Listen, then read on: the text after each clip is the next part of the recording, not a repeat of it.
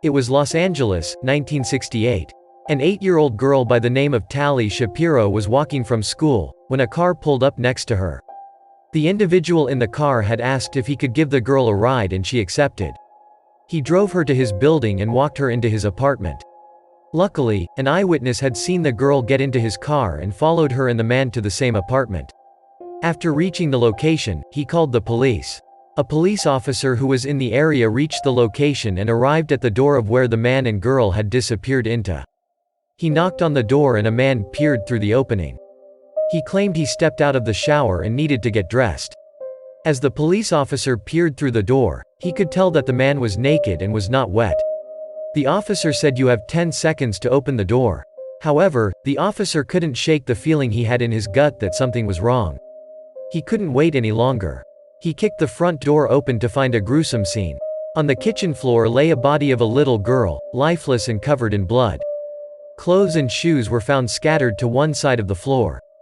As well, a dark metal rod which weighed around 2 pounds lay on her neck. Tali Shapiro had been raped and beaten with a steel bar. The officer frantically searched for the attacker within the apartment. After returning to the kitchen, the officer noticed the girl was gagging and gasping for air. She was immediately rushed to the hospital. After being in a coma for 32 days, she had miraculously survived the ordeal. If it hadn't been for Officer Chris Camacho Jr. of the LAPD, Tali Shapiro may not have been alive today. However, in the pursuit of saving Tali, the attacker had escaped through the back door entrance. After searching the attacker's apartment, police officers found a student ID from UCLA. The attacker's name was Rodney Alcala. Little did they know, he had left the state and was en route to New York City. Rodney Alcala was born in San Antonio, Texas in 1943. In 1951, his father moved the family to Mexico, where he later abandoned his family 3 years later. Some would speculate that this might have affected his psyche from a young age. In 1954, when Rodney was 11 years old, his mother moved him and his sisters to suburban Los Angeles. Everyone knew Rodney was a kind, respectful boy who had a high IQ of 135. At 17 years old, he had joined the United States Army and served as a clerk. However, that is also when problems started to occur, such as allegations against him regarding sexual misconduct.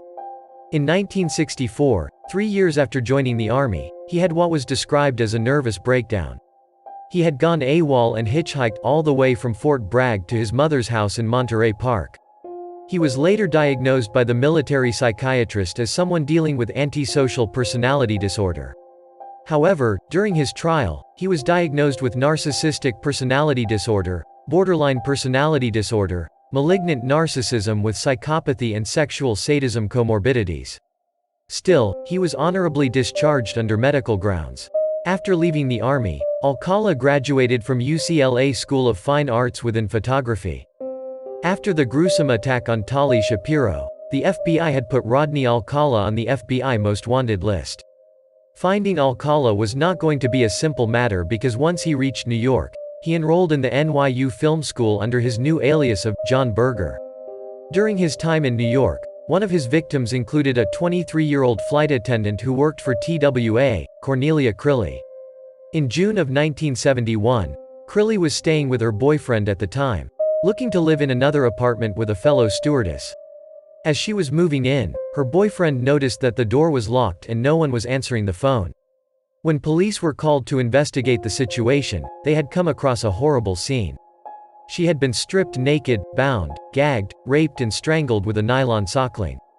Rodney Alcala had a specific mode of killing his victims in which he toyed with them. This process involved strangling them till they became unconscious, reviving them back to consciousness and repeating the process several times before they died. However, New York at the time was undergoing a dramatic change. With close to 2,000 killings in that year alone in the city, the police were overwhelmed with so much crime that they couldn't pinpoint who it was. With no leads, Rodney wouldn't be considered a suspect till 40 years later in 2011. Later that year, while working at the arts camp in New Hampshire as a counselor, 2 campers took a trip down the dirt road to the post office. When it started raining, they took refuge in the postal office. To pass the time, they were looking at the board of wanted criminals. It was then when they came across a familiar face. It was Rodney Alcala. After reporting the incident to their camp advisor, they reported him to the FBI, who came and picked him up and took him to California. Unfortunately, the prosecutors were not able to convict him of rape and attempted murder of Tali Shapiro. Her parents had relocated the entire family to Mexico after the incident, wanting to start a new life. Her parents also did not want her to testify at Rodney's trial. Without their primary witness, prosecutors were only able to propose a plea to child molestation and register as a sex offender. He took the offer and was sentenced to 1 year to life under the indeterminate sentencing program. This program allowed parole boards to release offenders as soon as they demonstrated evidence of rehabilitation. Issue was, Rodney was a charmer and was easily able to convince his psychiatrists that he was making headway in his rehabilitation progress. Therefore, after serving only 34 months, the parole board let him go in 1974. He was arrested again 2 months later after picking up a 13-year-old girl identified as Julie J. in the court records, who was on her way to school. He was smoking marijuana with her. Again, due to the indeterminate sentencing program, he was paroled after serving only 2 years. After his release in 1977, when he asked his parole officer if he could go on a vacation, his parole officer had surprisingly said, yes, despite his history. So, he caught a plane back to New York City. However, it didn't take long before being back in New York did he start to add to the crime wave which was also taking place there. A homegrown serial killer by the name of Son of Sam was already terrorizing the city, which meant that Rodney Alcala could lay under the radar. In 1977, the infamous New York City blackout of July 13 and 14 took place. During which event, a 23-year-old by the name of Ellen Hover had gone missing. She was the daughter of the owner of a popular Hollywood nightclub called Circos. Due to her high-profile nature, she had made front-page news that year. The only clue that police were able to find was on a calendar in her apartment. She was going to see a person by the name of John Berger. Apparently, he had seen young Ellen Hover and asked if he could take pictures. It wasn't till 1 year later that her remains were found buried on the grounds of Rockefeller Estate in Westchester County. Her body had been so decomposed that they had to use dental records to identify her. However, Rodney had left New York and went back to California by then. In 1978, Rodney started working as a typesetter at the Los Angeles Times for a short period of time. During which time, he was interviewed by the task force which was handling the Hillside Strangler investigation into known sex offenders. However, by the end of the investigation, he was ruled out as a suspect. During this time in his life, Rodney had convinced hundreds of men and women that he was a professional fashion photographer. He would often share his collection of photos to colleagues at the LA Times. One coworker recalled it being weird. When she asked why he took the photos, he said their moms asked him to. However, the coworker remembers the girls being naked. She remembers seeing spread after spread of naked girls and boys, all in vulnerable positions. In 1978, Rodney Alcala became known for being a contestant on a popular game show called The Dating Game, where he got his infamous nickname, the Dating Game Killer. By the end of the game show, Rodney had even won the competition to go on a date with the Bachelorette, Cheryl Bradshaw. However, after the show, she had refused because she had found him to be creepy. Unlike many of his victims, Cheryl's decision might have saved her life. On June 20, 1979, a 12-year-old girl by the name of Robin Samsoe from Huntington Beach was headed to her first day of ballet. She was going to answer phones in exchange for lessons. Robin planned to go to play at the beach for a few hours with her friend before heading to class. While at the beach, a gentleman with dark hair had honed in on the girls. He asked if he could take pictures. Robin agreed, however, her friend's neighbor had come and asked if the girls were alright as she became suspicious of the individual. Robin's friend later recalled that Rodney had turned his camera away, put his head down and walked away quickly as if not to be seen. After playing at the beach, Robin realized it was time to go to her ballet class. Her friend let her borrow her bike. However, Robin did not reach her class. Robin's ballet teacher called the family letting them know Robin had not attended her lesson later that day. Her family immediately called 911. 12 days later, the fire crew were conducting fire prevention maintenance in the Los Angeles foothills, when they came across the body of a child. It took the police 3 days to identify the body as it was still decomposing. Animals had scavenged her remains. When her mother asked to identify the body, police had stated that there were no hair left. What was left was just her bones. A sketch drawing was made of the man with dark hair who had approached Robin and her friend that day, asking them for their pictures. After the sketch was sent out, Rodney's parole officer saw it and contacted the detectives on the case, identifying the man as Rodney Alcala. Rodney was easy to find this time as he lived in his mother's house, a quick distance from which the remains were located. During the search of Rodney's mother's house, police found a rental receipt of a storage locker in Seattle. In the storage locker, they found Robin's earrings. Rodney had rented the storage facility and moved his belongings, precisely 9 days after Robin's remains were discovered. In July 24, 1979, Alcala was arrested for the murder and kidnapping of Robin Samsoe and held without bail. In February of the following year, Rodney was tried and convicted for Robin's murder. He was sentenced to death. However, after the trial, the California Supreme Court overturned the verdict by a 5-1 decision because jurors had been previously informed of his prior sex crimes. Despite this unfair judgment, 6 years later in 1986, a second trial took place. It was virtually identical to the first one, except in this one, his previous criminal history was omitted from trial. He was once again convicted and sentenced to death. However, 15 years later in 2001, a Ninth Circuit Court of Appeals panel nullified the verdict from his second trial based on evidence that he was not able to present. A new state law allowed the sampling of DNA evidence for cases in 2003. In Orange County, California, investigators learned that Alcala's DNA matched semen left over at rape-murder scenes of 4 additional women from cold cases in 2004. This includes Jill Barkham, an 18-year-old, who was murdered in 1977. She was a New York runaway who was found, rolled up like a ball, in the Los Angeles ravine. Georgia Wickstead, a 27-year-old, who was bludgeoned to death in her Malibu apartment in 1977. Charlotte Lamb, a 31-year-old, who was raped, strangled and left in the laundry room of El Segundo apartment complex in 1978. Lastly, Jill Parenteau, a 21-year-old who was killed in her Burbank apartment in 1979. In 2003, a motion was entered by the prosecutors to join 4 additional murder charges along with Robin's charges. Rodney's attorneys contested, saying that it was only DNA matches, and no eyewitnesses who had come forward regarding these additional women. Therefore, it wasn't considered a valid reason to prosecute 5 murder charges altogether.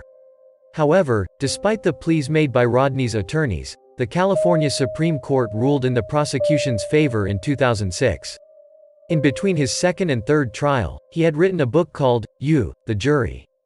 In the book, he claimed he was innocent in murder of Robin Samsoe and suggested that it had to be someone else, who had killed her.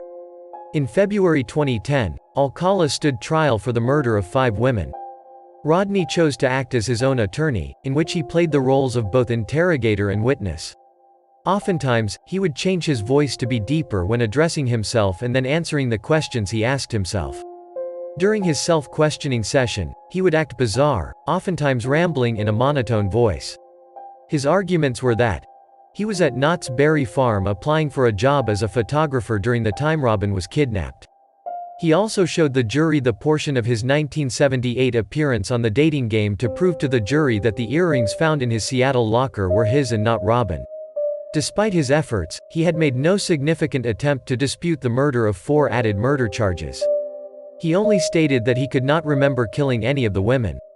In his closing argument, he played the Arlo Guthrie song, Alice's Restaurant, in which the protagonist of the song tells his psychiatrist that he wants to kill, while also asking the jury for a plea of clemency. After 2 days of deliberation, the jury convicted him of all 5 counts of first-degree murder. In his sentencing hearing, a surprise witness came to make a statement. It was Tali Shapiro, Rodney Alcala's first known victim. Finally, in March 2010, Alcala was sentenced to death for the 3rd and final time. He was then taken to New York in 2012 to be tried for the murder of Cornelia Crilly and Ellen Hover. During this trial, he pleaded guilty for both accounts without much of a fight. He was sentenced to 2 concurrent prison terms of 25 years to life. In March of 2010, the Huntington Beach Police Department and New York City Police Department released 120 of Rodney's photographs and asked the public for help in identifying the victims. Close to 900 additional photos could not be made public since they were sexually explicit in nature.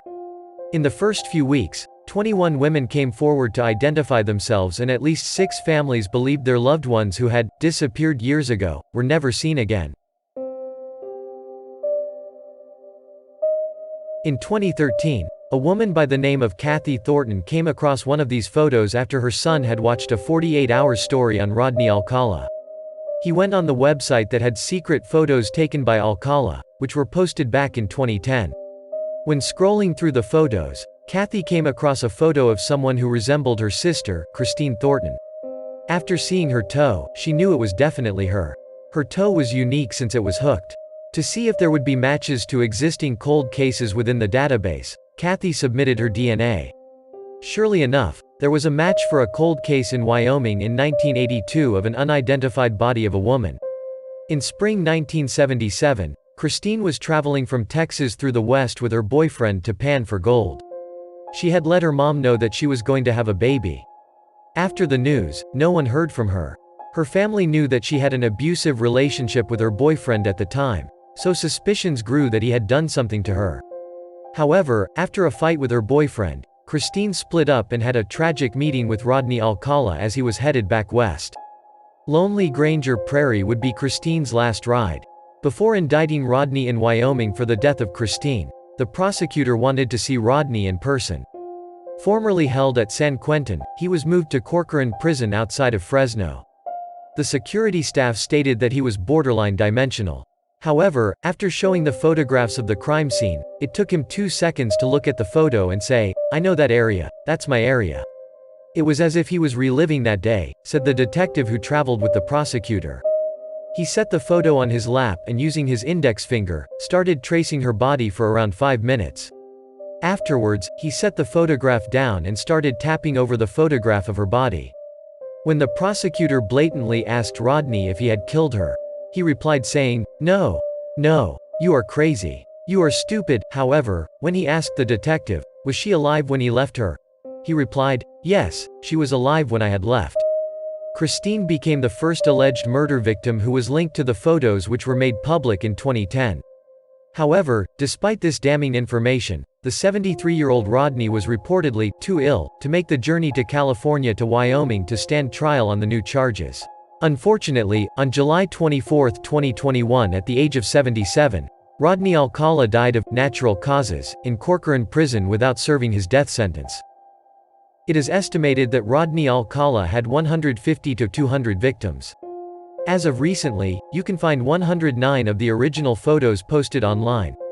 Police still continue to ask the public for their help in further identifying the individuals found in the photos. If anyone knows anything about the images posted online, it is recommended that you contact Huntington Beach Police Department.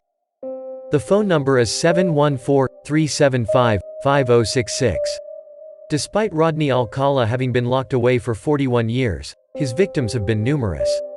There are still so many unanswered questions regarding the photos he took. Hopefully, more will come to identify the pictures and understand what may have happened to them. Thank you for tuning in. Going forward, I will post consistent, weekly videos. Please like, share and subscribe to this channel. Also hit the notification bell. Join my Patreon to help support this channel. Thank you so much for your support. See you next time.